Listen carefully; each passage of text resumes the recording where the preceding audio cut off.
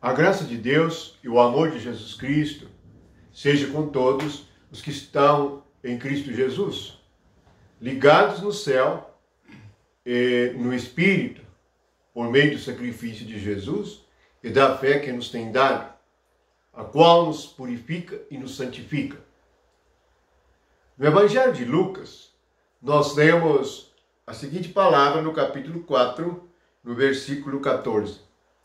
Então, Jesus, no poder do Espírito, regressou para a Galiléia, e a sua fama correu por toda a circunvizinhança, e ensinava nas sinagogas, sendo glorificado por todos. Então Jesus, no poder do Espírito, regressou para a Galiléia. Veja que o mover de Jesus é no poder do Espírito. A igreja é formada por cada um de nós. Nós que cremos devemos nos mover apenas no poder do Espírito. O que falta hoje aos que creem é conhecer o poder do Espírito. O poder do Espírito, pelo meio do qual Jesus se movia de um lugar para o outro, é o poder que trazia a palavra à sua boca. Jesus prometeu a nós, os que cremos, que não nos preocupássemos com a palavra que devíamos dizer quando fôssemos apertados por alguém. Ele disse que o Espírito falaria através de nós. Portanto, a vida cristã é uma vida no poder do Espírito. Por isso a igreja só começa quando o Espírito vem. Quantos que experimentaram o poder do Espírito? O que nós precisamos para experimentar o poder deste Espírito no qual Jesus andava? Precisamos entender e compreender a obra de Jesus. Qual foi a obra de Jesus? Destruir a vida da carne na cruz. Este é o significado da crucificação.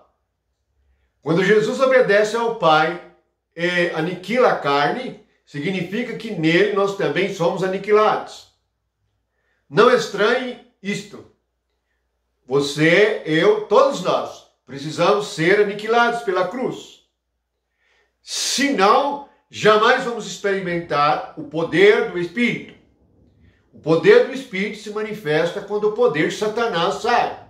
Onde está o poder do adversário? Está na nossa carne.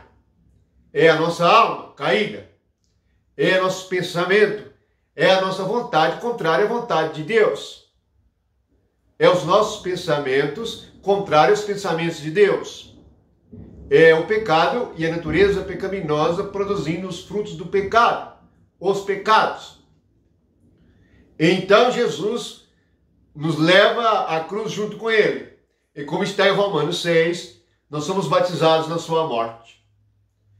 Somente assim nós podemos entrar no poder do Espírito Santo, porque também somos batizados na semelhança de sua ressurreição. Isto é receber o poder do Espírito. Portanto, de um lado, a cruz vai operando em nossa alma, retirando, matando tudo que é do inimigo. Só uma solução para o pecado e o pecador: morte. Por isso Jesus veio para morrer. Por que Jesus se encarnou? Para morrer. E depois da morte veio a ressurreição. Por que Jesus ressuscitou? Para produzir filhos de Deus. Filhos de Deus são filhos de ressurreição. Nosso corpo também ressuscitará. Esse é o segredo do poder de Deus. Se você quer experimentar o poder de Deus, o poder do Espírito Santo, toma a cruz, nega a si mesmo. Mergulhe na morte de Cristo. Não peça para você mesmo. Não requeira para você mesmo. Não reivindique o seu direito. Não use sua própria palavra. Não use sua própria força.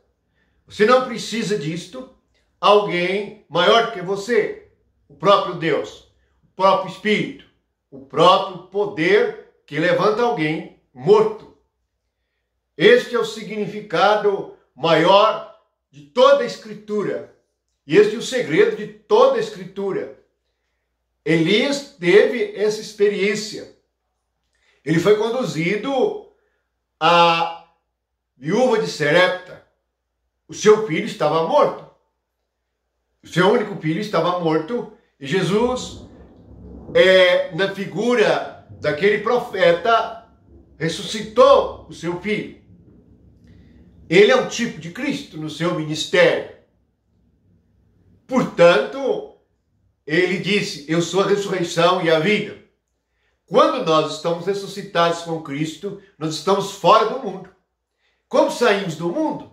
Alguns pensam que saem do mundo porque trocaram as roupas, mudaram o modo de vestir. Alguns pensam que saíram do mundo porque estão inscritos numa organização religiosa.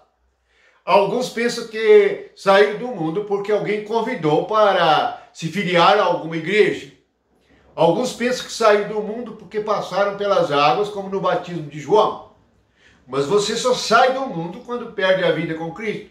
Por isso ele diz que quem perder sua vida que vai ganhá-la. Esta é a verdade do Evangelho e esta é a realidade do poder do Espírito no qual Jesus andava e que é para você que crê. Então viveremos de fé em fé e seremos totalmente aperfeiçoados, pois a cruz não nos deixará vivos na carne.